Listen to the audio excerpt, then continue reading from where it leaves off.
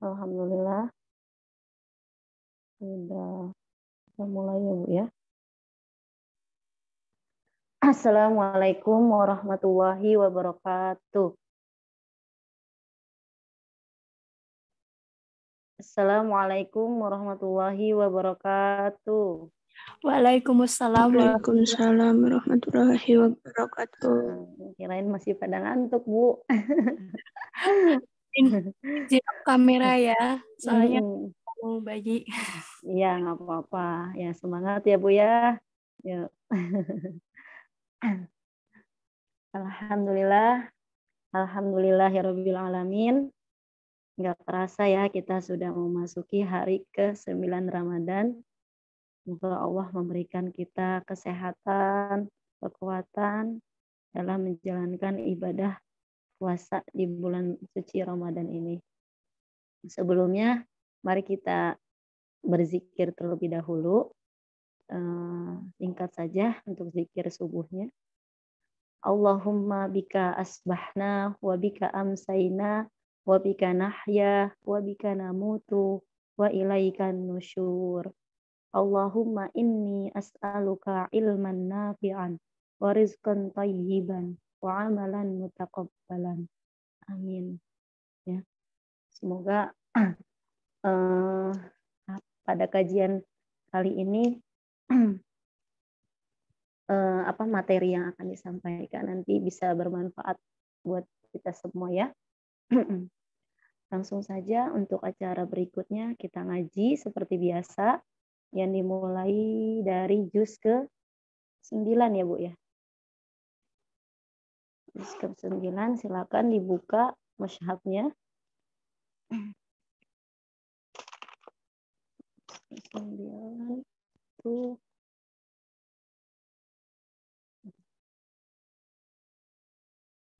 juz ke-9 surat Al-A'raf halaman 162.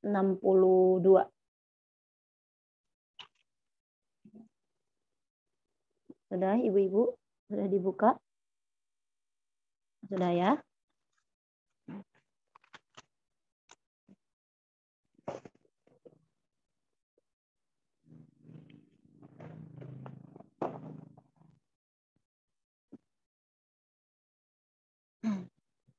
Yuk, mari kita membaca bersama-sama. A'udzu billahi minasyaitonir rajim. Bismillahirrahmanirrahim. Qalal mala'ul ladzina istakbaru min qaumihi lanukhrijannaka ya Syu'aibu walladzina amanu ma'aka min qaryatina aw la ta'udunna fi millatina qala awalau kunna karihin qad iftarayna 'ala Allahi kadiban in udna fi millatikum ba'da id najjana Allahu minha wa ma yakunu lana an na'uda fiha illa ayyasha Allahu rabbuna wasi'a rabbuna kulla syai'in ilma 'ala Allahi tawakkalna Rabbana ftah bainana wa baina qaumina bil haqqi wa anta khairul fatihin. Wa qala al mala'ul ladzina kafaru min qaumihi la in ittaba'tum syu'aiban innakum idzal khasirun. Fa'akhadathumur rajfatu fa'asbahu fi darihim jathimin. Alladzina kazzabu syu'aiban ka'allam yaghnau fiha alladzina kazzabu syu'aiban kanu humul khasirin. Fatawalla anhum wa qala ya qaumi laqad ablagtukum risalati rabbi wa nasahtu lakum fa kaifa asa ala qaumin kafirin. Wa ma arsalna fi qaryatin min nabiyyin illa akhadna ahlaha bil ba'sa'i wad-dharra la'allahum yadharra'un. Tsumma baddalna makana sayyi'atil hasanata hatta afaw wa qalu qad massa aba'ana ad-dharra'u was-sarra'u fa akhadnahum baghtatan wa hum la yash'urun. Walau anna ahlal qura amanu wattaqaw lafatahna alaihim barakatim minas sama'i wal ard walakin kazzabu fa akhadnahum bima kanu yaksibun. Afa amina ahlul qura ayyatiyahum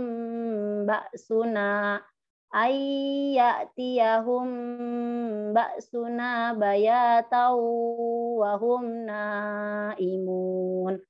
Awa amina ahlul qura ayyatiyahum ba'suna duhaw wa hum yal'abun. Afa aminu makrallah fala ya'manu makrallahi illal qaumul khasirun. Awalam yahdi lil ladzina yarithunal arda min ba'di ahliha allau nasha'u asabnahum bidhunubihim wa natba'u ala qulubihim fahum la yasma'un. Tilkal qura naqussu 'alaika min ambaiha wa laqad ja'atuhum rusuluhum bil bayyinat fama kanu liyu'minu bima kadzibu min qabl. Kadzalika yatba'ullahu ala qulubil kafirin. Wa ma wajadna li aktsarihim min wa in wajadna aktsaruhum lafasiqin. Tsumma ba'athna min ba'dihim Musa biayatina ila fir'aun wa mala'ihi fazalamu biha fanzur kaifa kana 'aqibatul mufsidin. Wa qala Musa ya fir'aunu inni rasulun mir rabbil alamin. Haqiqun ala alla aqula ala Allahi illal haqq. Qad ji'tukum bibayyinatin mir rabbikum fa arsil ma'iya bani Israil. Qala in kunta jita bi ayatin fati biha in kunta minas sadiqin. Fa'alqa 'asahu fa idza hiya thu'banun mubin ونزع يده فإذا هي بيضاء للناظرين قال الملأ من قوم فرعون إن هذا لساحر عليم يريد أن يخرجكم من أرضكم فماذا تأمرون قالوا أرجه وأخاه وأرسل في المدائن حاشرين يأتوك بكل ساحر عليم وجاء السحرة فرعون قالوا إن لنا لأجرا إن كنا نحن الغالبين قال نعم وإنكم لمن المقربين قالوا يا موسى إما أن تلقي وإما أن نكون نحن الملقين قال ألقوا فلما ألقوا سحروا أعين الناس واسترهبوهم وجاءوا بسحر عظيم وأوحينا إلى موسى أن ألقي عصاك فإذا هي تلقف ما يأفكون فوقع الحق وبطل ما كانوا يعملون فغلبوا هنالك وانقلبوا صاغرين وألقي السحرة ساجدين قالوا آمنا برب العالمين رب موسى وهارون قال فرعون آمنتم به قبل أن آذن لكم إن هذا لمكر مكرتموه في المدينة لتخرجوا منها أهلها فسوف تعلمون لأقطعن أيديكم وأرجلكم من خلاف ثم لأصلبنكم أجمعين قالوا إنا إلى ربنا منقلبون وما تنقم منا إلا أن آمنا بآيات ربنا لما جاءتنا ربنا أفرغ علينا صبرا وتوفنا مسلمين وقال الملأ من قوم فرعون أتذر موسى وقومه ليفسدوا في الأرض ويذرك وآلهتك قال سنقتل أبناءهم ونستحيي نساءهم وإنا فوقهم كارهون قال موسى لقومه استعينوا بالله واصبروا إن الأرض لله يورثها من يشاء من عباده والعاقبة للمتقين قالوا أوذينا من قبل أن تأتينا ومن بعد ما جئتنا قال عسى ربكم أن يهلك عدوكم ويستخلفكم في الأرض فينظر كيف تعملون ولقد أخذنا آل فرعون بالسنين ونقص من الثمرات minas thamarati la'allahum yadhakkarun. Wa idza ja'atuhumul hasanatu qalu lana hadhihi wa in tusibhum sayyi'atun yattayyaru bi Musa wa man ma'ah ala innama ta'iruhum 'indallahi walakinna aktsarahum la ya'lamun. Wa qalu mahma ta'tina bihi min ayatil litasharona biha fama nahnu laka bimu'minin. Fa arsalna 'alaihim tufana wal jarada wal qummala wad dafadi'a wad dama ayatin mufassalat fastakbaru wa kanu qauman mujrimin. Walamma waqa'a alaihimur rijzu qalu ya Musa da'u lana rabbaka bima ahida indak la in kashafta 'annar rijza lanu'minanna laka wa lanursilanna ma'ak wala nurasilanna ma'aka bani Israil. Falamma kashafna anhumur rijsa ila ajalin hum balighuhu idza hum yankuthun.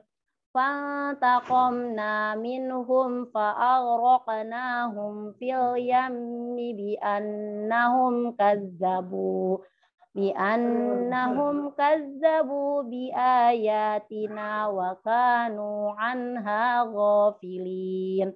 Wa awrasnal qaumal ladzina kanu yustad'afuna masyariqal ardi wa magharibaha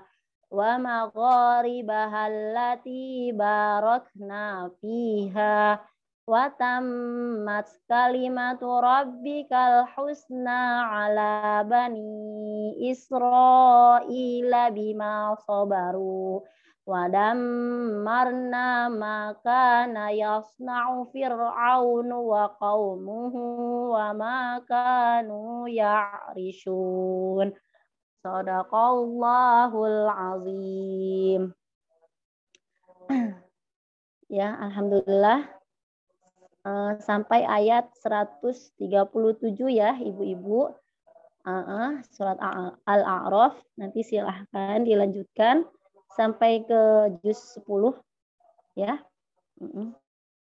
Silakan dilanjutkan, ditandain.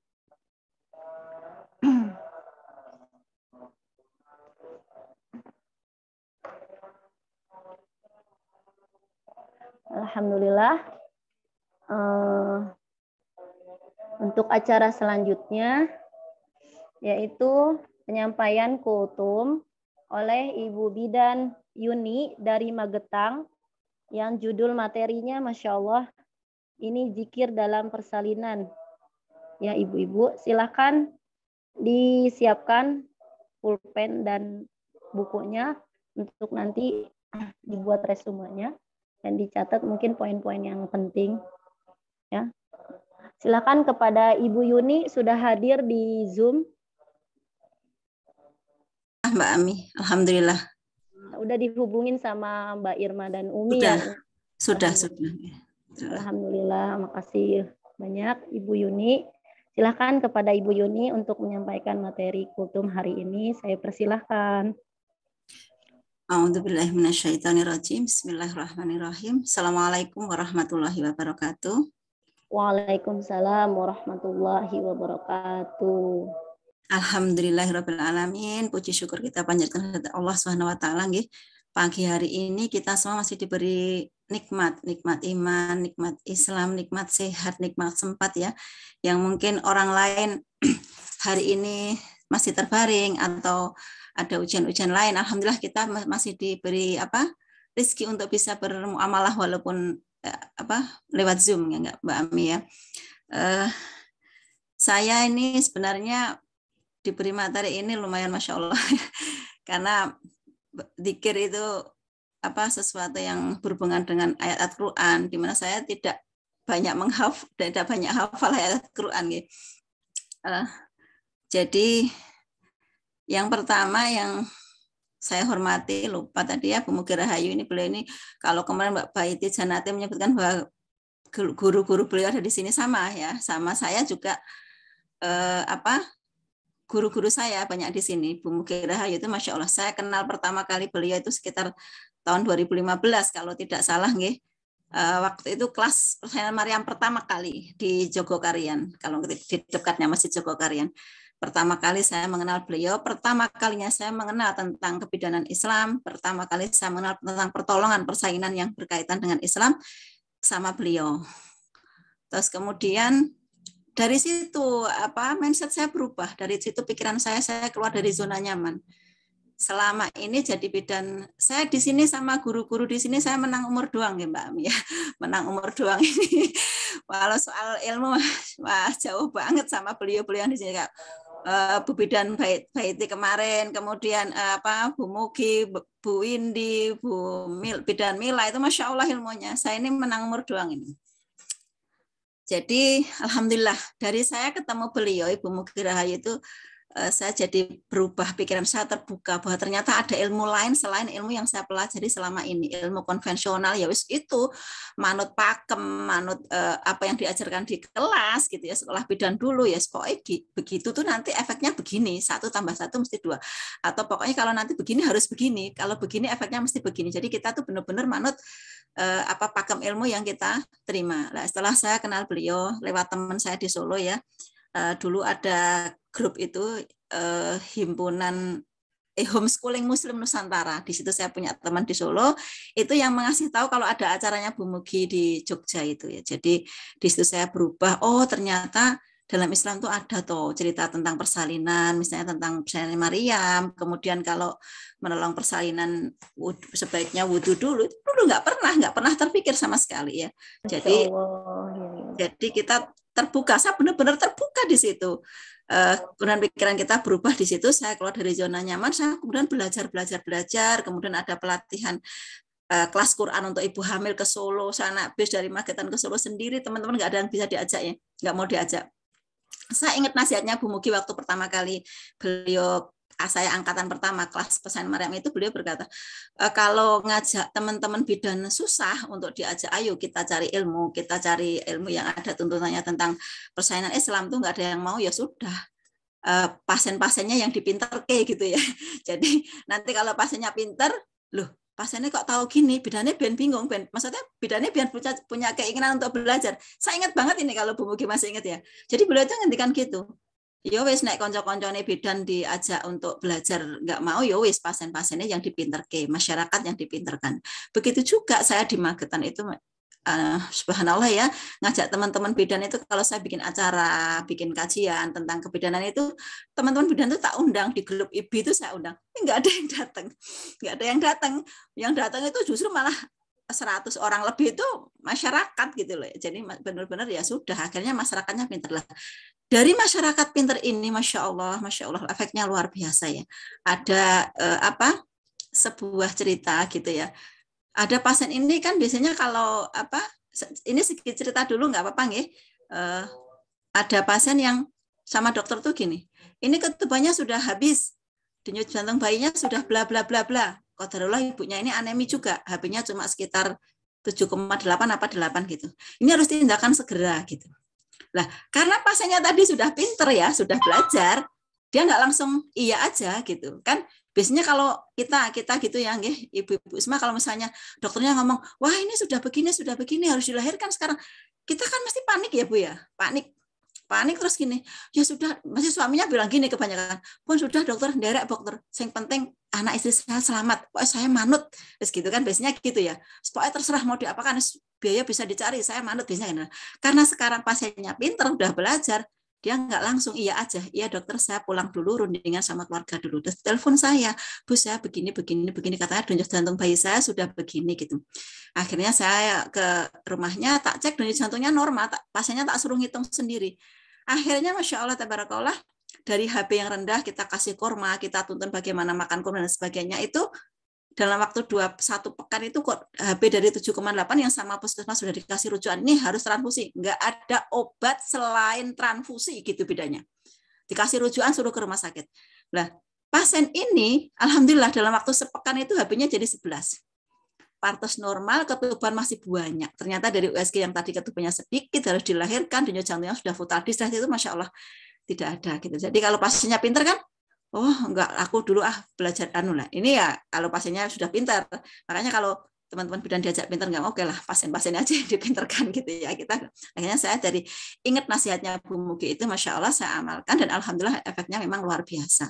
Yang tadi bidan kalau dulu saya mungkin ya seperti teman di puskesmas, nih nggak ada obat lain untuk bisa menaikkan HB-mu selain transfusi, gitu, langsung kasih rujukan ke rumah sakit. Alhamdulillah nggak berangkat ini. Alhamdulillah dengan kurma, dengan dituntun sama anak saya gitu ya, dipandu, dikasih checklist, nanti apa hari ini yang dimakan, besok yang dimakan apa, kurmanya berapa, itu Masya Allah dalam waktu sepekan. Jadi 7,8 itu menjadi 11, sekian.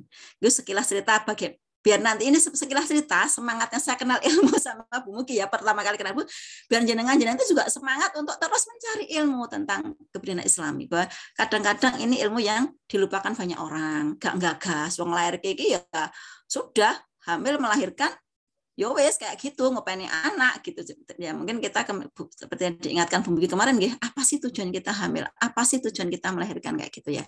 Yaitu sekilas tentang ilmu. Pertama kali saya mengenal beliau, kemudian beberapa tahun kemudian mengenal Bu Windy Mulyasari. Masya Allah saya ketemu beliau di Jakarta di acara di Jakarta. Sekali saya ketemu beliau itu Masya Allah, dia guru saya, sering tak rusui itu, sering tak, kalau ada pasien agak-agak gimana sering tak telepon. Bu Mugi Rahayu juga sering saya telepon.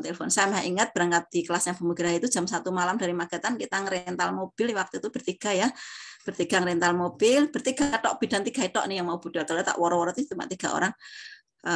Dan qadarullah yang 1 sudah nggak ada kemarin barusan sahabat dekat saya sudah pergi duluan Bu Mugi kenal juga beliau.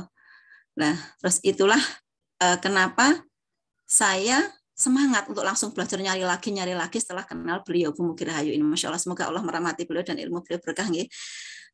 Saya langsung saja ke dzikir persalinan. Ini Mbak Ami, saya kalau ngomong itu berjam-jam loh sebenarnya. Ya nggak apa-apa Bu Bidan, silakan. Masya Allah, ini banyak ilmu nih dari Ibu juga nih ya. Saya juga sama belajar. Saya kalau ngomong itu berjam-jam. Ya, nah ini gini, soal dzikir persalinan, sebenarnya saya belajar ke beberapa ustadz Masya Allah ya. Ustadz Bukhari di Magetan itu beliau paling sepuh di Magetan dan beliau ahli tafsir. Bukunya banyak sekali yang beliau keluarkan, buku terjemahan beliau banyak sekali Masya Allah. Beliau putranya 12 kalau nggak salah, hidup 10, Masya Allah hampir hafal Quran semua, punya pondok semua. Saya sering berguru ke beliau, termasuk juga awal-awal waktu ada kemarin heboh persaingan dengan teori dengan teknik-teknik kemarin yang sempat viral itu, saya ngadep beliau gitu juga, tanya sebenarnya bagaimana sih kayak gitulah. Ini soal dzikir persalinan. Sebenarnya saya belajar ke mana-mana itu, ke tempat maksudnya ke guru-guru saya itu, sebenarnya dzikir khusus persalinan itu nggak ada. Khusus yang Allah, yang Rasulullah ajarkan, oh dzikir persalinan itu ini tuh, itu aslinya tidak ada. Tidak ada yang hadis ataupun ayat yang menyatakan khusus, oh ini dzikir khusus untuk melancarkan persalinan, itu tidak ada. Belum saya yang mungkin belum menemukan dasarnya gitu. Tapi saya tanya ke Ustadz Rosid Ridho Basir itu ya, beliau kan belajar di Mekah ya, belajar hadis dan sebagainya itu. Ternyata memang beliau juga menyampaikan bahwa tidak ada khusus. Kemudian saya tanya ke beberapa ustadz yang lain yang ahli tafsir, itu juga menyatakan bahwa tidak ada dzikir khusus untuk orang persalinan. Jadi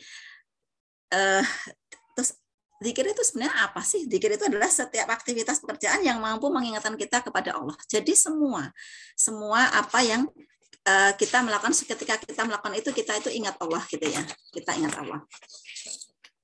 Nah, kemudian kalau begitu apa dong yang dibaca waktu kita mau lahiran gitu kan ya? Apa saja yang termasuk dzikir di situ yang bisa kita baca?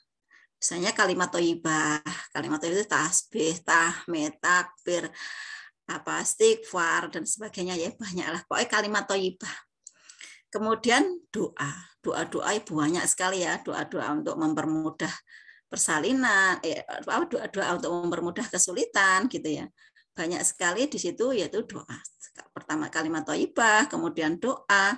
Sebenarnya itu tidak, kalimat-kalimat itu tidak dilarang oleh Allah, tidak dilarang dalam syariat, ya boleh-boleh saja kita baca. Karena setiap orang melahirkan itu saya jadi bidan 30 tahun ya, sejak 92.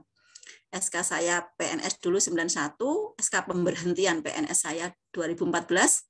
Saya mengundurkan diri dari PNS 2013 akhir, 2014 SK pemberhentian saya keluar, jadi saya punya SK pengangkatan dan punya SK pemberhentian. Nah, saya jadi bidan sekian lama itu, dari sekian mendampingi orang banyak ribuan orang itu ya, macam-macam yang dibaca. Saya belajar dari mereka ya. Oh, ada yang baca ini, ada yang baca itu. Terus kalau ada ustadz yang lahiran di rumah nungguin istrinya, tak perhatikan apa sih yang dibaca gitu ya. Kita kan bisa buat belajar gitu ya, apa yang dibaca gitu ya. Terus kemudian yang ketiga, dzikir itu selain kalimat thayyibah, selain doa yaitu baca Al-Qur'an. Jadi ayat-ayat yang dihafal ya. Kemudian sholat ya, sholat bisa, dalam sholat itu ada dzikir. Orang melahirkan itu masih wajib sholat sebelum bayi lahir, karena nifas itu dihitung setelah bayi lahir. Definisi nifas kan setelah bayi lahir. Ini hampir semua mazhab sama, bahwa sebelum bayi lahir itu masih wajib sholat. Makanya pasien-pasien saya itu kadang yang udah nggak kuat bangun gitu, tak ambilkan air, tak kasih wudhu. Kalau keluarganya bisa ya tak suruh kasih wudhu keluarganya. Atau tadi sudah waktu datang langsung wudhu gitu ya. Jadi dia masih ada wudhu. Atau kalau enggak udah enggak kuat Bu, aku enggak kuat ya sudah, tak ambilkan air, tak ambilkan handuk, tak ambilkan baskom, tak kasih wudhu gitu. Tak suruh sholat. Bu udah enggak kuat ngadep kiblat, udah. Kalau memang benar-benar nggak kuat kan bisa ya sholat itu dengan duduk, dengan tidur, atau menghadap kemana kayak naik kendaraan itu kan bisa juga. Jadi masih tak suruh sholat. Tapi ya tidak semua pasien mau, ada yang juga enggak aku udah nggak kuat gitu. Tapi sebenarnya masih wajib sholat ya. Jadi semua pendapat hampir semua sama bahwa sebelum bayi lahir itu masih wajib sholat. Jadi ini mungkin kalau yang bebidan-bebidan pastinya sudah dikasih tahu sejak periksa ya. Nanti kalau misalnya mau lahiran masih wajib sholat loh ya. Jadi nanti waktu dia sudah kesakitan pun kita masih udah mudah ngomonginnya, karena kemarin sudah kita kasih tahu kalau nanti kalau waktu lahiran masih wajib sholat sebelum bayi lahir gitu. Jadi enak ngomongnya ya. Kemudian kalimat thayyibah, doa, baca Al-Quran, mengulang hafalan, sholat ya. Jadi itu. Jadi dzikir itu ada di sekitar 5 itu ya. Ada yang bilang 6, ada yang bilang 4, saya 5 itu. Kemudian ini karena memang saya tanya ke beberapa guru saya yang maksudnya itu tidak ada dzikir khusus. Terus ini ada beberapa kisah tajribah. Tajribah itu kisah baiknya seseorang. Tajribah ya bahasa Arabnya, saya nggak begitu paham bahasa Arab. Kisah baiknya seseorang yang berhasil baik dan bisa dipakai orang lain, tapi tidak bisa dijadikan hukum. Ya, misalnya gini. Saya kalau kebiasaan kalau lahiran agak-agak susah gitu ya, misalnya kepalanya nggak turun-turun itu, saya tuh udah kebiasaan minta doanya banyak orang. Jadi gini, ada pasien lahiran gitu ya, teman ngaji saya atau halakoh gitu. Tak kirim di grup halakoh, mohon doanya saudara kita ini mau lahiran, mau didoakan. Atau misalnya Pak yang ada masalah agak berat gitu ya, saya telepon Ustadz yang mungkin saya anggap beliau solih, Masya Allah gitu ya, Ustadz gitu, saya telepon Ustadz mohon doanya, ini pasien saya namanya ini mau lahiran, tolong doakan ya Ustadz. Saya itu udah kebiasaan kayak gitu, minta doanya banyak orang. Teman saya telepon teman dekat saya gitu, Mbak tolong ya saya punya pasien ini, saya doakan. Jadi nggak ada salahnya kita tuh minta doanya orang-orang solih, gitu. Jadi pasiennya doa, kita juga doa. Itu ya, jadi saya tuh kalau ada persaingan, yaitu dzikir tadi. Kemudian yang kedua, kebiasaan saya tuh meminta doanya orang-orang solih, minta doanya banyak teman-teman gitu ya. Kalau misalnya ini kita satu grup gini ya, ini satu kajian bumi ini satu grup gini. Kalau ada yang mau lahiran kirim di grup. Mohon doanya ya teman, saya mau lahiran, mohon doanya diberi kemudahan. Masya Allah kita kan nggak tahu doanya siapa yang dikabulkan Allah ya. Mungkin kadang-kadang saya merasa aduh aku udah gimana kok masih minta doa. Kemudian yang ketiga ya tadi dzikir tadi, yang kedua minta doanya orang-orang solih, yang ketiga sedekah. Ya, sedekah ini Masya Allah, ini Bu Mugi juga pernah bercerita ya, beliau pasiennya nggak maju-maju, suaminya suruh keluar, terserah mau ngasih siapa, suruh sedekah gitu.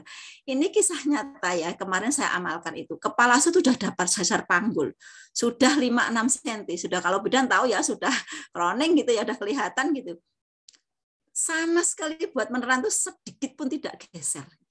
Terus tak tanya ada masalah dengan suami? Enggak ada. Suami sudah ridho, suaminya ada di dekatnya. Sama orang tua ada masalah? Enggak ada masalah. Ibu ridho.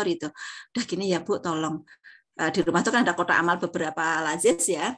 Bu, tolong keluar isi kotak amal itu seikhlasnya Ibu. Gitu. Habis itu doa, Rabbana taqabbal minna innaka antas samiul alim. Ya Allah, alhamdulillah, ini kabulkanlah doaku gitu. Nah, ibunya tuh keluar uang bersalin, baru keluar kira-kira baru masukin, belum sampai balik ke kamar bersalin lagi bayinya udah keluar, masya Allah kayak diseret gitu, kayak disurung gitu ya. Jadi dalam persalinan itu ya tadi berzikir, minta doanya orang soleh kalimat terus.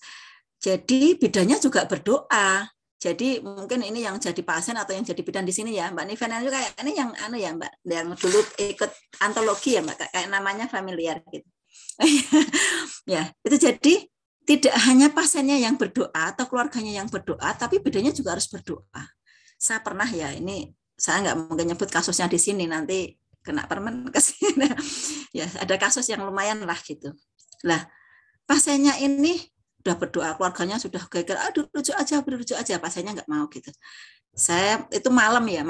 Saya sholat tahajud setiap 2 rakaat saya duduk, saya istighfar 100 kali sama sholawat Nabi 100 kali. Itu saya nggak tahu dalilnya, tapi itu saya sendiri pokoknya saya perbanyak kalimat thayyibah tadi kan boleh ya. Terus sampai malam nggak ada kemajuan juga. Terus kemudian pagi habis sholat subuh, dzikir pagi, belum ada kemajuan juga. Udah keluarganya geger, Mbak ke rumah sakit aja. Dia orang kaya ya, mau bayar berapa puluh juta juga mampu. Tapi istrinya ini ngotot, aku pengen lahiran, pengen berusaha normal gitu kan. Terus habis itu masih belum ada kemajuan, saya sholat duha. 8 rakaat, setiap 2 rakaat saya istighfar. Sampai saya genapkan istighfar saya 1000 kali pagi itu. Masih belum ada kemajuan juga. Kemudian saya infak, masukkan beberapa rupiah ke kotak infak, masih belum ada kemajuan juga. Kemudian saya duduk di dekatnya ibu, saya pegang tangannya ibu sampai saya elus perutnya. Doa saya apa? Saya nggak bisa ngucap apa-apa selain apa? La haula wala quwata illa billah hasbunallahu wa ni'mal wakil ni'mal nasir. Saya ingat fadilahnya la haula wala quwata. Saya dalam hati saya bilang gini, wes ya Allah, terserah ya Allah, terserah mau diapakan ini. Tak rujuk mati aku, enggak tak rujuk mati aku juga. Kalau dirujukkan, wah pasien kayak gini kok dikeloni gitu ya istilahnya gitu ya. Mati aku. Saya udah dalam posisi, saya ingat kisahnya Nabi Musa. Setiap menerima kesulitan, saya selalu ingat kisahnya Nabi Musa. Allah itu kadang memberi pertolongan kita di saat detik-detik terakhir ketika kita sudah mau putus asa. Mungkin Allah tuh pengen lihat seberapa usahamu, seberapa ikhtiarmu, seberapa tawakalmu, ya. Soalnya ya, seberapa tawakalmu, seberapa ikhtiarmu. Jadi coba bayangkan Nabi Musa itu, depannya Firaun, belakangnya laut. Apa kalau orang nggak nyerah ya sudah, wes melu Firaun wes gitu kan, sudah wes melu Firaun aja selamat gitu pada itu. Ya. Kadang-kadang saya ingat selalu, saya setiap mengalami kesulitan yang sudah mentok, apalagi zaman COVID kemarin yang tinggi-tingginya COVID, cari rujukan susahnya setengah mati, udah pasiennya jelek gitu. Udah saya ingat kisahnya Nabi Musa. Selalu saya ingat kisahnya Nabi Musa. Allah itu kadang kasih pertolongan di detik-detik terakhir di saat kita mau putus asa. Ya Allah, disitulah kita tidak bisa mengucap apa-apa selain minta kekuatan sama Allah. La haula wala quwata illa billah, hasbunallah wa ni'mal wakil, ni'mal maula wa ni'man nasyir. Allahumma la sahla illa ma ja'altahu sahla wa anta taj'alul idza syi'ta sahla. Ya. Jadi itu kita baca yang apa saja yang kita ingat. Apa saja yang kita ingat. Waktu tinggi-tingginya COVID kemarin itu ada pasien denyut jantung bayinya udah agak-agak jelek. Saya nelpon 3 rumah sakit, tuh nggak ada yang bisa terima semua. 1 nggak mau terima BPJS, dia orang BPJS, dia orang sangat-sangat tidak mampu. Kalau saya rujuk, SC di Magetan itu sekitar 12 juta waktu COVID itu. Normal sekitar 6-7 juta. Dia orang sangat tidak mampu. Rumah sakit umum tidak bisa terima karena penuh. Bayinya jelek, oksigen waktu itu susah banget. Oksigen saya tinggal satu-satu. Saya udah enggak, saya wudhu, saya sholat 2 rakaat, saya sholat hajat minta sama Allah. Ya Allah, mudahkan. Engkau yang menciptakan, hanya Engkau yang bisa melahirkan. Wallahu akhrajakum min butuni ummatikum. Saya baca itu berulang-ulang. Bidan saya 4 orang mahasiswa. Ayo Al-Fatihah. Saya ingat Al-Fatihah yang sahabat yang membacakan Al-Fatihah 7 kali itu ya sembuh itu, saya masih ingat. Kita sudah enggak mahasiswa bidan mungkin juga enggak hafal apa, atau yang gampang ya sudah di ruangan kita seteli ayat ruqyah, di luar ruangan kita seteli ayat ruqyah. Kemudian kita semua bareng keras, memang kita keras biar untuk semangatnya bidan yang lagi stres. Saya stres pol itu. Udah rumah sakit nggak ada yang terima, pasiennya udah denyut jantungnya jelek gitu ya. Jadi untuk memberi semangat penolong dan semangat pasien, kita baca Al-Fatihah bareng-bareng.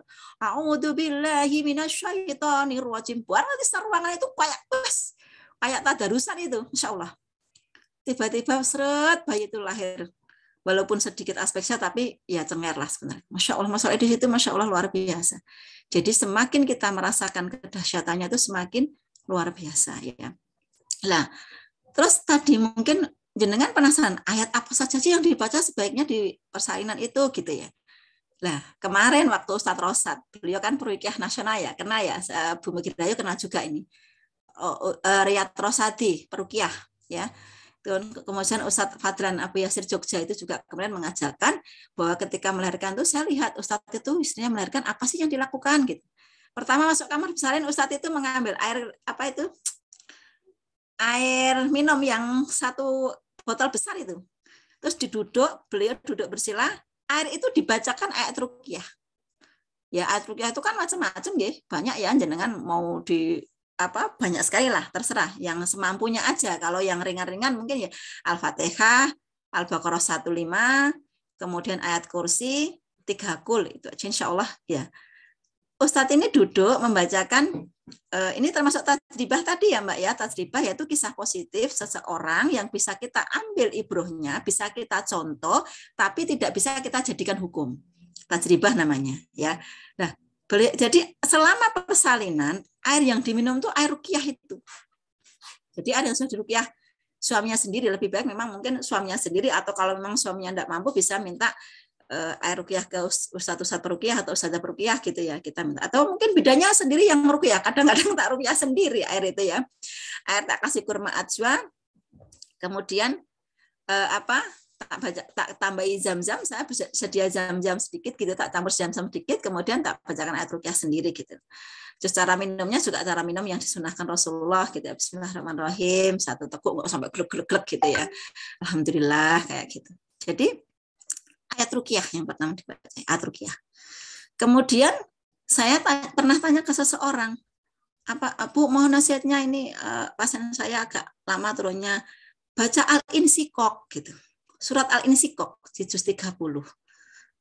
Nah, ini juga tajribah lagi gitu loh, tajribah ya. Ini karena memang dalilnya yang jelas untuk ayat khusus bacaan pesan kan memang tidak ada tadi, akhirnya saya menggunakan ayat-ayat tajribah. Surat Al-Insyikok. Saya baca sampai selesai. Tapi Masya Allah, kepala yang nggak turun-turun. Itu kita baca dengan kusuk gitu ya di depan ibu-ibunya gitu. Jadi itu tiba-tiba kepala dasar panggul gitu aja. Kemudian kemana saya tanya Ustadz Rosyad waktu menantu saya itu kepalanya nggak turun-turun juga gitu ya. Ustadz tolong doakan ini istrinya anak saya itu mau lahiran gini gitu. Baca Al-Zalzalah. Ya, baca berulang-ulang Al-Zalzalah. Nah, ini tajribah juga, ya tajribah. Karena saya suka nelpon beberapa ustadz, nggak satu ustadz nih. Ada yang tadi ayat ruqyah ya, kemudian Al-Insyikok, kemudian Al-Zalzalah. Terus saya telepon lagi Ustadz tolong ini anaknya si ini, kenal beliau itu, bacakan itu doa minta kemudahan. Allahumma la sahla illa ma ja'altahu sahla wa anta taj'alna idza syi'ta sahla.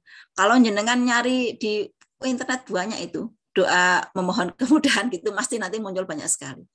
Jadi ada yang Ustadz yang menyarankan dibacakan itu doa kemudahan itu. Nah kemarin baru saja saya itu nelpon teman saya yang kerja di Saudi Arabia. Kebetulan temannya itu kerja di rumah sakit internasionalnya Saudi. Dokternya itu kebanyakan dari luar. Terus di sana tuh kalau lahiran apa sih yang dilakukan, apa sih yang dibaca? ya biasa sesuai SOP. Tapi kalau dokternya paham, dokternya hafid gitu, yang dibaca yaitu Allahumma la sahla illa ma ja'altahu sahla, tadi doa kemudahan tadi. Di sana itu biasanya dokternya baca itu. Jadi kemudian ada lagi ya, Dr. Joko Suwito, kenal mungkin jenengan ya, apa itu? Perawat yang ngambil doktor di Surabaya di UNER kemarin itu mengadakan tesisnya S2-nya doktornya apa itu untuk tesisnya dokter itu beliau itu Al-Fatihah mengurangi nyeri. Jadi respondennya beliau itu pasien-pasien yang post SC kemudian dengan pembiusan yang sama, obatnya yang sama dengan cara pembiusan yang sama. Itu kemudian dibacakan pertama wudhu dulu, pasti harus wudhu kan, harus bersuci kan. Kemudian istighfar, habis itu membaca Al-Fatihah 7 kali. Dan ternyata terbukti secara signifikan mengurangi rasa nyeri. Yang baca siapa? Ya pasiennya, ya penunggunya. Kalau pasiennya belum mampu ya yang nunggu. Ini dokternya beliau itu. Jadi Al-Fatihah mengurangi rasa nyeri. Ternyata ketika kita membaca Al-Fatihah itu bisa menekan syaraf nyeri. Pada yang diteliti tadi pasien BSC ya, pasien BSC. Ini mudah tahu semua ya BSC ya, bekas seksuaria ya, ya. Jadi pasien-pasien yang seksi itu ya. Jadi beliau itu dokternya ngambil itu, Masya Allah. Nah itu saya cobakan dulu juga ke pasien-pasien gitu ya. Jadi untuk di sini yang tidak bidan dalam mencari tempat persalinan, carilah bidan yang muslimah pertama itu ya. Carilah muslimah, carilah yang paham, mengerti tentang persalinan yang berada kaitannya dengan Islam. Jangan yang kalau ada sih, kalau nggak ada terpaksa ya, misalnya nggak ada lainnya bidan yang itu nggak ada, pokoknya bidannya adanya satu itu kayak gitu misalnya. Yang jenengan sendiri yang harus menguatkan diri, jenengan sendiri yang harus mencari ilmu terus gitu, mengaduk ilmu tentang kebidanan, karena sudah disampaikan kemarin oleh Bu Windy berapa pentingnya wajibnya kita belajar tentang embriologi Islam, kemudian Bu Mila tentang bagaimana pahalanya orang hamil, kemudian Bu Mugi kemarin bagaimana niatnya hamil, Mbak Titin kemarin juga sudah menyampaikan apa ikhtiar kita. Jadi kita tuh ikhtiar dulu, ikhtiar maksimal dulu, hasil kita nggak punya. Setelah itu kita berserah diri sama Allah. Kita juga seperti kemarin disampaikan Bu Mugi Rahayu, kita nggak boleh menyesali apa yang sudah di SC. Aku jatuh, no ini orang Jawa tahu Jawa semua nggak ya? Orang Jawa itu kan sebenarnya jatuh, no apa? Orang Betawi. Seandainya ya Mbak Ami ya, jatuh. Orang Betawi. Seandainya, ya biasanya kan gini toh. Seandainya dulu aku nggak begini, mungkin aku nggak SC. Bu Mugi Rahayu kan kemarin menyampaikan ya, kita tuh nggak boleh menyesali atau menyesali ya, trauma dengan apa yang sudah kita lewati nih. Jadi seandainya aku kemarin aku nggak SD, seandainya kemarin aku nggak boleh, seandainya Islam tuh nggak ada seandainya. Ya, kalau kita seandainya aku tadi nggak lewat ke situ, aku nggak jatuh. Seandainya aku nggak menikah dengannya lah, itu kan ada ustadz yang sama kayak gitu ya. Seandainya aku nggak menikah dengannya, Islam tuh nggak ada seandainya. Yang sudah terjadi sama kita itu sudah Allah tulis di Al-An'am 59 ya, bahwa peristiwa itu sudah Allah takdirkan terjadi sama kita. Daun itu jatuh satu saja. Kalau Allah tidak ingin jatuh, nggak bakalan jatuh. Itu ayat itu Masya Allah. Ayat itu Masya Allah melekat sekali di saya. Ya. Jadi bahwa semua apa yang kita lewati saat ini, walaupun kita mau tangan kita kena peso, mau apa kita kesandung, itu sudah Allah tulis. Ya, coba ditadaburi Al-An'am 59. Jadi kita nggak asal getuni. Seandainya aku ingin kelahiran yang bidan kae ngono, bidan itu aku nggak, mungkin aku dulu nggak begini. Semua sudah terjadi dan itu sudah qadarullah nih. Jadi tidak boleh disesali. Jadi mari kita lebih baik ke depan. Oh, ternyata begini. Terus juga saya nunggu ustazah gitu. Apa sih yang dibaca ustazah ini? Beliau itu pertama itu memanggil suaminya. Minta ridho, minta maaf suaminya. Ya, minta maaf suaminya. Abi, maafkan aku, semua salahku maafkan, aku mau lahiran gini. Karena memang lahiran itu seperti disampaikan oleh Bu Mila kemarin bahwa jihad ya. Jihad. Itulah kenapa Allah kasih 3 sama ibu. Memang lahiran tuh nggak mudah, lahiran tuh nggak berat. Nah, Mbak Titin kemarin sudah menyampaikan bahwa lisan ini harus terlatih, Mbak. Ibu-ibu harus terlatih. Gitu. Kalau kita nggak biasa melafadzkan dzikir waktu hamil atau sebelum hamil, waktu melahirkan saat kita butuh itu kadang kita sulit mengucapkan. Ini saya menyaksikan sendiri bagaimana yang saya anggap subhanallah, saya anggap iki orangnya mestinya secara saya dohirnya saya pandang dia insya Allah gampang lah mengucapkan dzikir secara dohirnya gitu ya. Ternyata kita di saat butuh itu sulit mengucapkan. Kayak berat gitu loh, mau istighfar aja berat. Sambatnya walaupun saya setara dohir itu saya pandang orang ini Masya Allah gitu ya. Tapi ketika di saat persalinan, ketika nyerinya sudah luar biasa, ketika sudah panik itu, mau dzikir itu kayak nggak bisa keluar. Maka seperti Mbak Titin kemarin kan harus dilatih gitu ya, harus dilatih. Cara gampangannya gitu, mensekenkan suara kita ke langit gitu ya. Harus dilatih. Kalau nggak terlatih itu berat juga. Saya mendampingi beberapa orang yang memang dia lisannya sudah terlatih, kondisi tidak sadar pun, kondisi panik pun tuh yang keluar ya kalimat-kalimat thayyibah. Tapi kalau mungkin dia jarang latih, mau istighfar itu aja berat. Sambatnya ya aduh, kalau orang Jawa ya aduh yong gitu ya. Lai gitu ya. Kalau orang Jawa itu sambatnya kayak gitu. Jadi berat. Istighfar Mbak, istighfar. Kalau sudah Al-Fatihah lali apa piye gitu ya. Al-Fatihah sudah lupa, ayat kursi apalagi gitu saat panik gitu ya. Setidaknya kan istighfar itu insya Allah, Masya Allah, tabarakallah, insya Allah yang paling gampang lah diucapkan gitu, istilahnya kan gitu ya. Itu pun ada loh Mbak, jangan nyangka, jangan sombong. Nanti kemarin juga disampaikan ke beberapa teman pemateri terdahulu, jangan sombong, kita jangan merasa niatnya gula ilmu apa gitu ya. Aku iso wis tahu disampaikan nyepelek gitu ya. Kadang-kadang kita tuh ya nggak ada juga pengalaman saya. Terus ada juga yang orang saya kira mungkin kita pandang orang ini kayak kok penampilannya kayak gini ya. Ini nanti dikirnya di saat dia perdarahan hebat, saya rujuk ke rumah sakit itu, dia nggak sadar itu. Yang kita sangka tadi orang secara dohirnya penampilannya tidak, mungkin jaranglah nyebut Allah gitu ya. Itu Masya Allah gitu loh. Di saat dia nggak sadar sudah antara hidup dan mati itu, lisannya tuh nggak pernah berhenti untuk menyebut Allah. Ya jadi kadang-kadang mungkin kita tidak boleh menyepelekan. Ya menyepelekan bahwa gampang engko wayahe dzikir kan yo iso gitu ya. Ternyata enggak bisa seperti itu.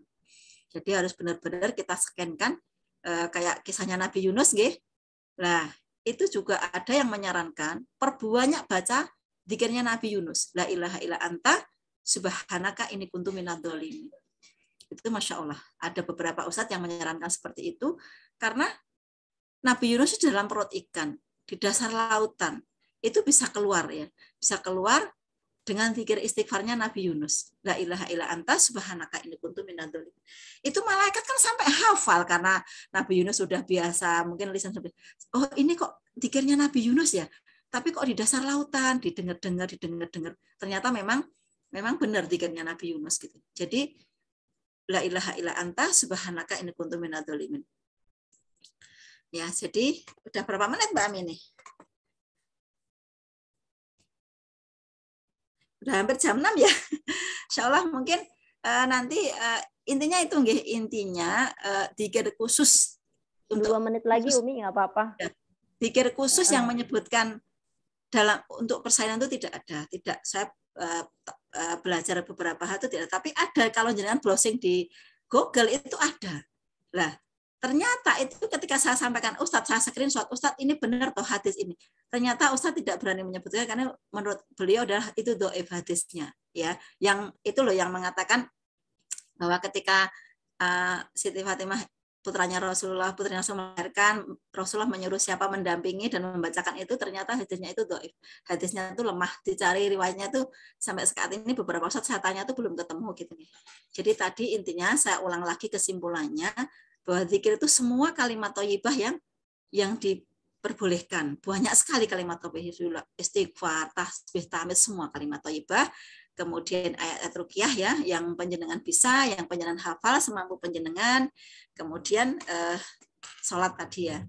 Jadi ucapkan semua yang tajribah tadi yang saya sampaikan tadi, bagi kisah-kisah yang saya menyaksikan sendiri gitu loh. Jadi ketika dibacakan Insyikok, ketika dibacakan Al-Zalzalah, ketika dibacakan Al-Fatihah, itu Masya Allah gitu. Jadi intinya apa yang panjenengan bisa, insya Allah semua ayat Quran, apapun ayatnya itu syifa.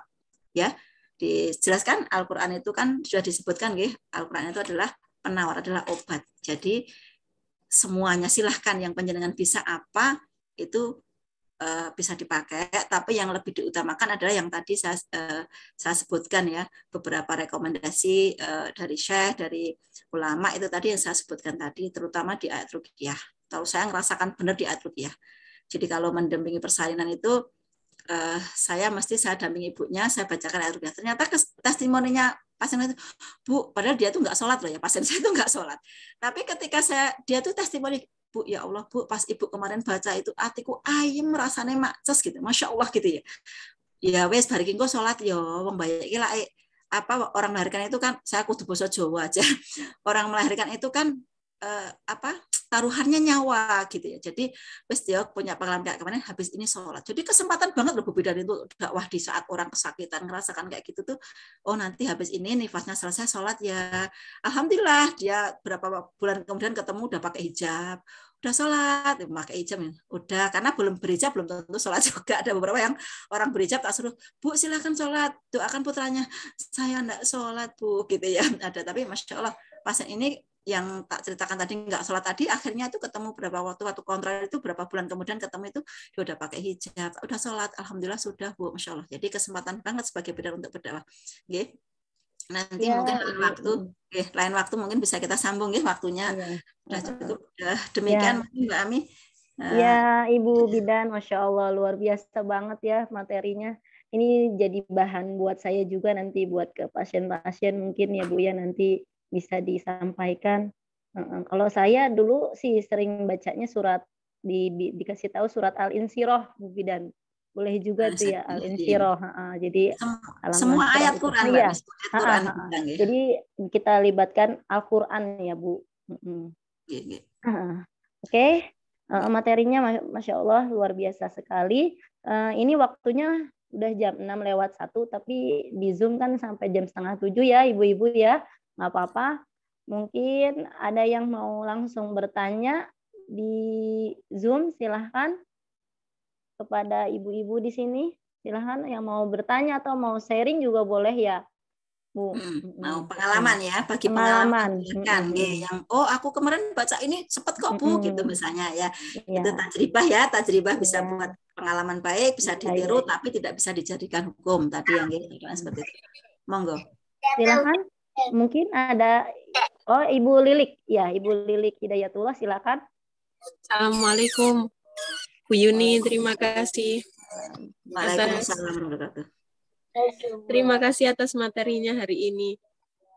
Saya dapat banyak ilmu baru, tapi alhamdulillah memang saya mengalami persalinan 2 kali. Mau sharing saja nggih? Ya, silakan. Anak pertama itu saya sesar dan tidak mempelajari ilmu tentang melahirkan, persiapan sebelum melahirkan, zikir-zikir apa yang perlu dibaca itu saya nggak melajari. Tapi di persalinan anak kedua, alhamdulillah karena dari pengalaman anak pertama akhirnya banyak update ilmu, terus ngikut persalinan Maryam Bu Mugis itu juga saya akhirnya cari-cari kalau secara Islam itu nanti kita mempersiapkan sebelum lahiran kayak gimana, terus zikir apa aja itu sampai saya tulis, saya coba tiap berdoa itu dibaca.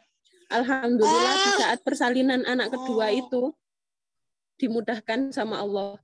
Jadi selama merasakan kontraksi dari jam 2 siang itu masih bisa dipakai aktivitas, sampai sholat maghrib masih sholat isya masih bisa jamaah.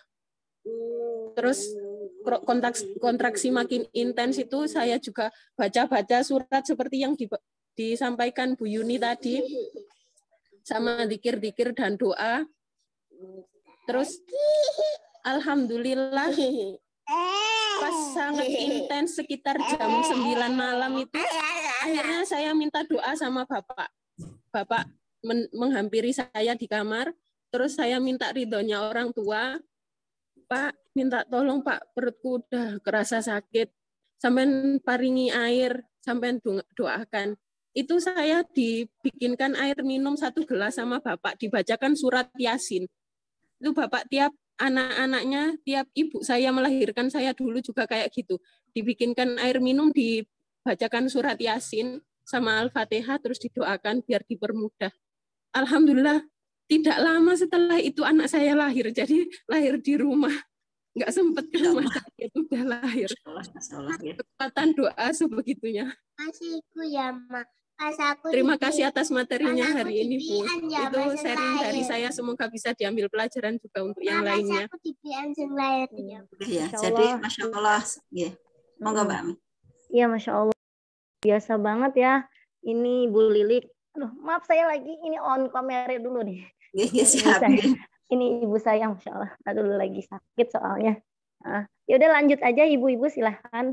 Yang mau bertanya lagi, silakan Bu, atau Bu Yuni mau nanggapi, silakan. Ya memang semua tadi sudah sampaikan ya, sekali lagi semua Quran itu sifat dan doa-doa orang-orang soleh, doa orang tua itu masalah, karena setiap ada kesulitan itu selalu saya cari ibunya. Ini ibunya yang melahirkan yang mana?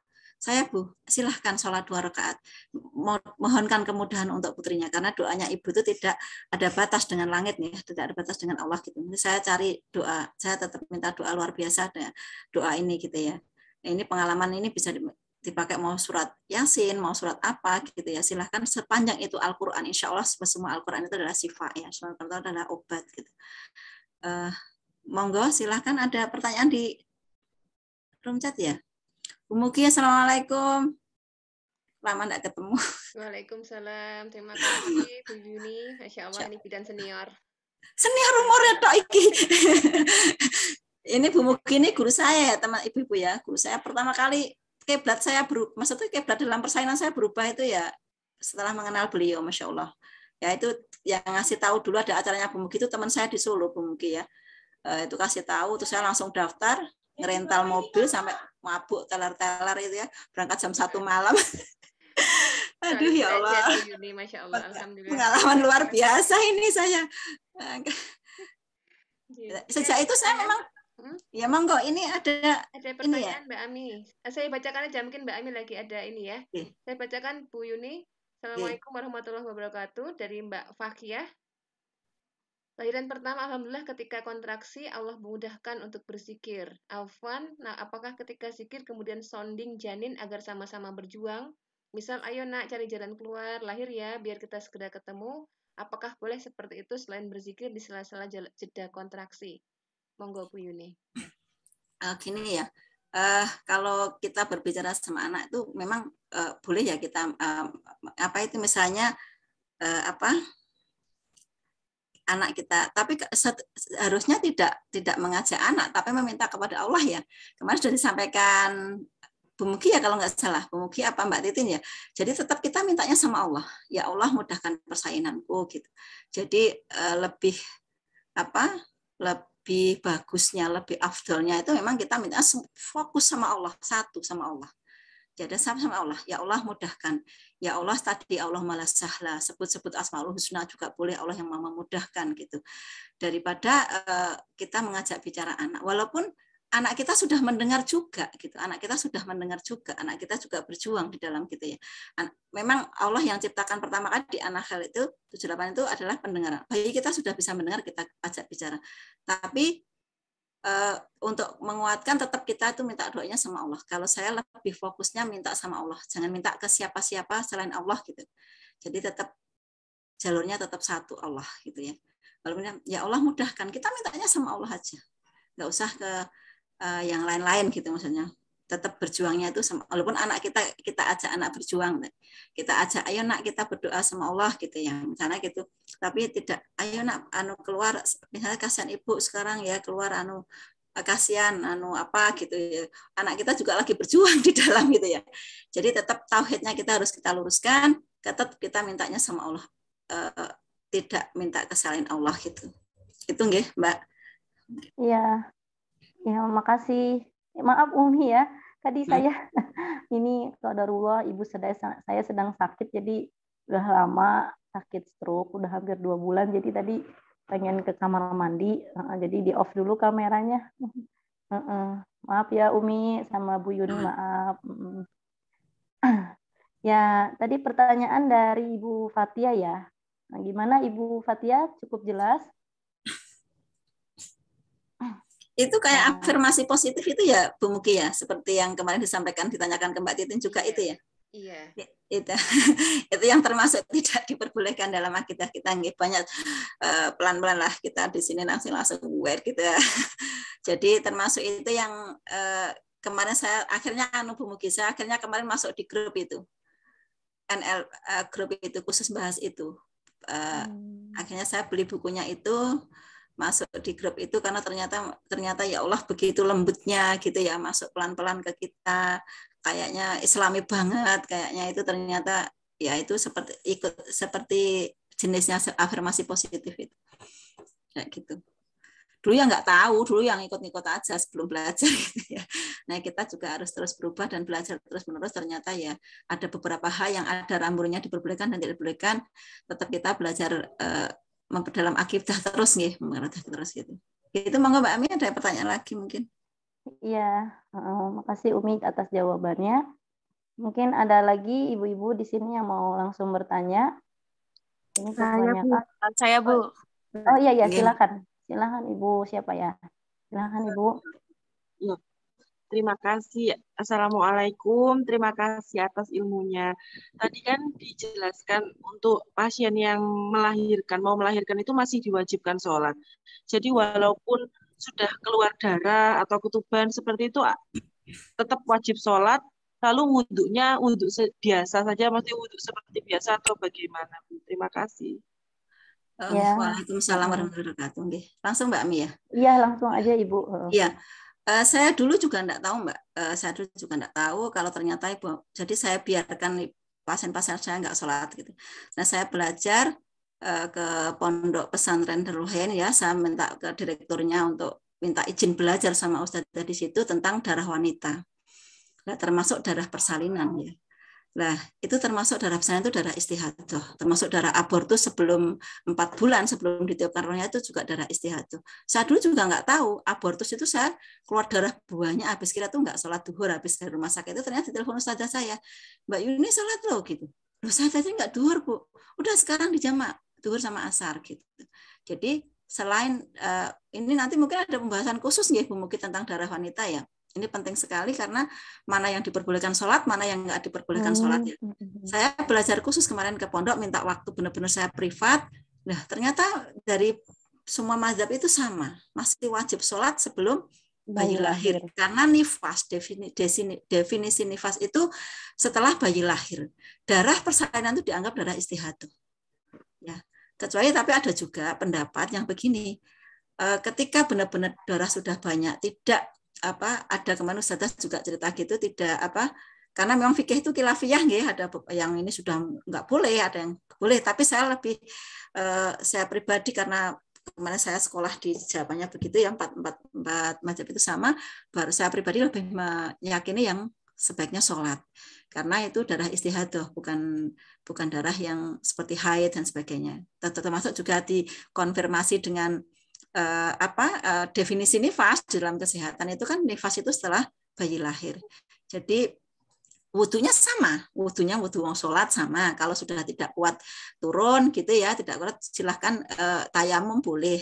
Terus kemudian apa yang kena darah itu misalnya pembalut atau apa itu saya suruh ganti dibersihkan kemudian sholat. Ada beberapa pasien yang hampir sempurna itu masih kuat sholat. Ya masih kuat sholat, begitu selesai sholat salam posisi melahirkan langsung bayinya lahir. Jadi, terus yang tidak kuat kalau keluarganya tadi sudah saya sampaikan yang tidak kuat sudah masih tidak mampu, keluarganya tak suruh ngasih wudhu. Kalau nggak tahu caranya ya saya sendiri yang ngasih wudhu, tak kasih wudhu kemudian tak pakaiin mukena, tak suruh sholat. Tapi ada yang kemarin juga ada yang pendapat bahwa kalau sudah benar-benar nggak kuat, misalnya sholatnya waktu duhur, berarti kan meninggalkan duhur nggih.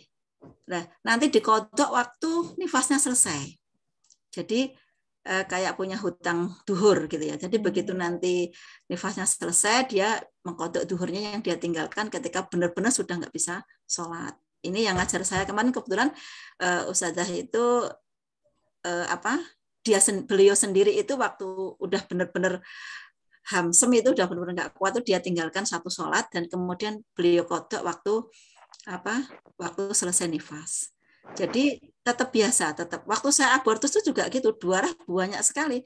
Itu kemudian saya bersihkan, saya ganti pembalut, saya sholat karena termasuk darah istihadah ya.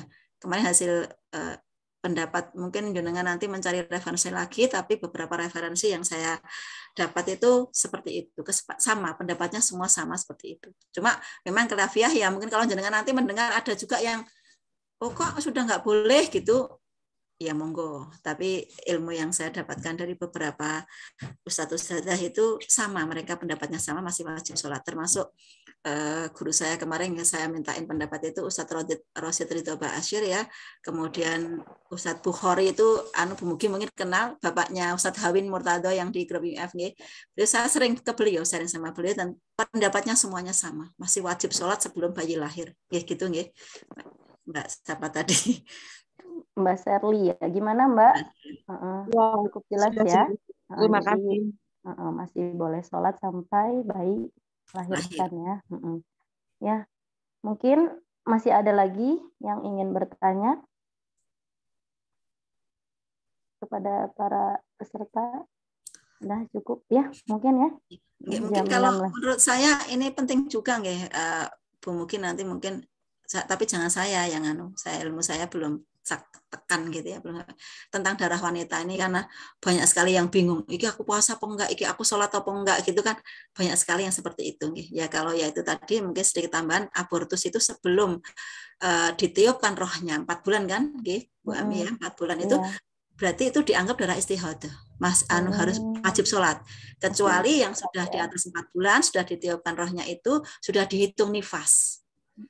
Jadi itu ya saya tahunya ya kemarin itu saya keguguran, habis gerak perdarahan banyak sekali ya, masih sholat enggak, ternyata saya harus dinasihatin sholat, wajib sholat sekarang dikodok sama asar gitu. Jadi ya itu dijamak sama asar kayak gitu. Jadi ini mungkin nanti ngundang ustadzah yang memang benar-benar berkompeten di bidang ini ya, di fikih ini ya. Kalau saya kemarin cuma ngisi mahasiswa Poltekkes, jadi ya adik-adik mahasiswa itu saya anggap penting untuk tahu mereka itu, karena kita ini perhatian juga sebagai bidan ya Bu Mugi, Mbak Ami. Itu banyak sekali yang rasanya tuh nggak sholat suntik KB, misal 3 bulan ngeflek dibiarkan nggak sholat berbulan, 1 bulan, ada yang ya sampai diem aja, bidannya nggak tahu, pasiennya juga nggak tahu, sampai meninggalkan sholat. Naudzubillah ya, sampai meninggalkan sholat seperti itu kan kasihan juga. Pentingnya seorang bidan belajar tentang darah wanita ini penting sekali ya. Mungkin nanti ada buku-bukunya banyak ya, sudah saya baca. Saya minta waktu kuliah sehari di Pondok Darul Wahyain, itu tempatnya Ustadz Ridho Ba'asyir itu.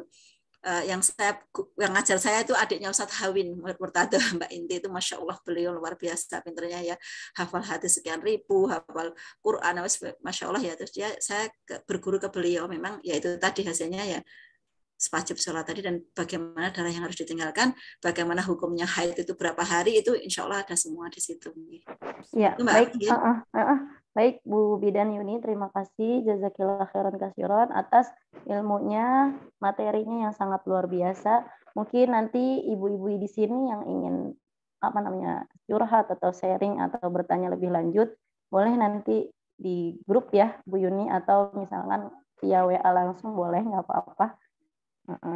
Ya, saya ucapkan terima kasih kepada Ibu Yuni yang telah memberikan materinya. Jazakillah khairan katsiran, barakallahu fiik. Kemudian materi susunan acara berikutnya yaitu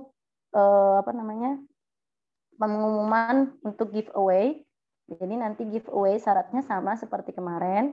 Giveaway ini nanti ada 1 buah hijab yang disponsori oleh Sylvia Etnop atau arseli.id ya, nama pengirimnya Ibu Sylvia Diah dari Jogja ya. Silakan kepada para peserta untuk memberikan resume pada materi hari ini, boleh berupa foto atau video, nanti kita kasih IG-nya di grup ya, syarat-syaratnya. Kemudian untuk pengumuman kegiatan muslimah ini ada permohonan baju dewasa atau laki-laki atau perempuan untuk para ODGJ, dan kemarin juga sama ya untuk paket Ramadan dari Ibu Bergerak. Silahkan nanti ditransfer kalau ke rekening Bank Mandiri, kemudian ada open wakaf buku sirah juga. Nanti kita share di grup ya Bu ya. Atau mungkin tambahan dari Umi Mugi, silahkan. Sementara cukup, alhamdulillah sudah selesai acara dengan Bidan Juni. Terima kasih Bidan Juni. Alhamdulillah ini banyak membuka membuka hati, insya Allah membuka wacana lagi untuk lebih banyak belajar. Terima kasih. Ya, terima kasih Umi Mugi. Ya, kita tutup kajian ini dengan membaca doa kafaratul majlis. Subhanakallahumma wa bihamdika asyhadu an la ilaha illa anta astaghfiruka wa atubu ilaik. Kita ketemu di hari Senin besok dengan masuk ke juz 10 ya Bu ya. Ya, barakallahu fiik. Assalamualaikum warahmatullahi wabarakatuh. Waalaikumsalam warahmatullahi wabarakatuh.